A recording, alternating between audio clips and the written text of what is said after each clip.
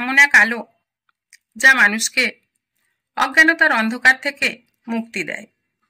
শিক্ষা মানুষকে সচেতন, চিন্তাশীল ও প্রগতিশীল করে তোলে। এটি জীবনের পথ প্রদর্শক। একটি শিক্ষিত মা 10 জন পণ্ডিত গড়ে তুলতে পারে। মাই সন্তানের প্রথম শিক্ষক। তাই একজন শিক্ষিত মা পুরো সমাজের ভবিষ্যৎ গড়তে পারে। সত্যের পথে অগ্রসর হন। ভ্রষ্টাচারে কখনো পা দেবেন না।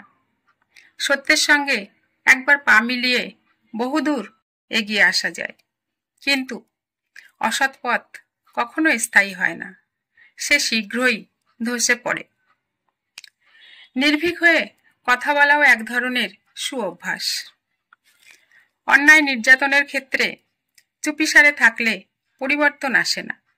সাহসী ভাষাই তিরস্কার ও সংশোধনের পথ খুলে দেয়। সমাজের প্রকৃত পরিবর্তন আসে শিক্ষার আলো দ্বারা, কুসংস্কারের অন্ধকার নয়। অন্ধবিশ্বাস ও কুসংস্কার সমাজকে পিছিয়ে দেয়। প্রকৃত উন্নয়ন নিশ্চিত করতে হলে শিক্ষার আলো ছড়াতে হবে।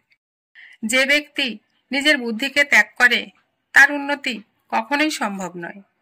নিজের চিন্তা, চেতনা ব্যবহার না করে অন্যের উপর নির্ভর করলে ব্যক্তি বা জাতি কারোই অগ্রগতি সম্ভব নয়। মানুষের শান্তি তখনই আসবে যখন সে নিজেকে নিয়ন্ত্রণ করতে শিখবে।